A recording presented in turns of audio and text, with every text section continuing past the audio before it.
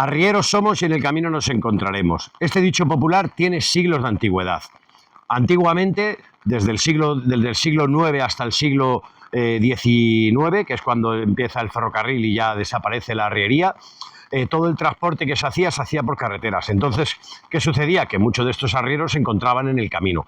Estamos en León, estamos en una zona cercana a la Maragatería y bien conocido es los arrieros maragatos, que tenían una bastante fama a la hora de transportar. De hecho, se les daba incluso los tributos por la fama buena que tenían de cumplidores, ¿no?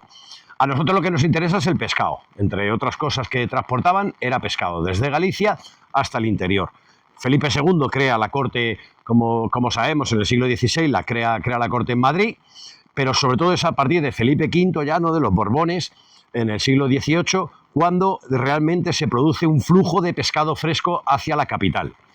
Antiguamente lo que más se transportaba era pescado en salazón o pescado seco, y en ese cruce de caminos y en esa coincidencia de caminos, yo siempre lo he dicho muchas veces, los arrieros crearon el plato que es el pulpo a la gallega. Venían con pulpo seco, con el pimentón de Extremadura y con el aceite de Andalucía, y ahí se creó realmente el pulpo a la gallega, no lo crearon los gallegos, ¿no? En esas jornadas, en verano, sí es verdad, es cierto que ya empezaban a seguir trayendo pescado en salazón, etcétera, pero en invierno traían el pescado fresco a lo que es la capital. ¿Qué sucede? Que la jornada duraba bastantes días, podía durar 4 o 5 días. En ese trayecto tenían que conservar el pescado. Y estamos en uno de estos que nosotros llamamos neveros, ¿vale? Que aparte de para abastecer a la ciudad de hielo durante el verano, se ponían en zonas altas donde eran zonas de umbría, donde había sombra, para que aguantara todo el rato. Aparte de esa función que tenían, los arrieros utilizaban ese hielo para seguir con las jornadas y mantener el pescado fresco.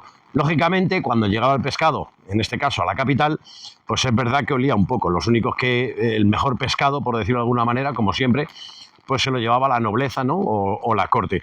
Pero es curioso porque esto a veces nos pasa desapercibido. De hecho, aquí he preguntado en el pueblo y nadie sabía lo que era un nevero, ni tenían ni idea, solo los más mayores sabían dónde estaba el pozo de hielo.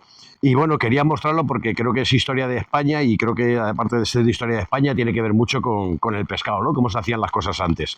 Así que nada, aquí os dejo esta pequeña curiosidad.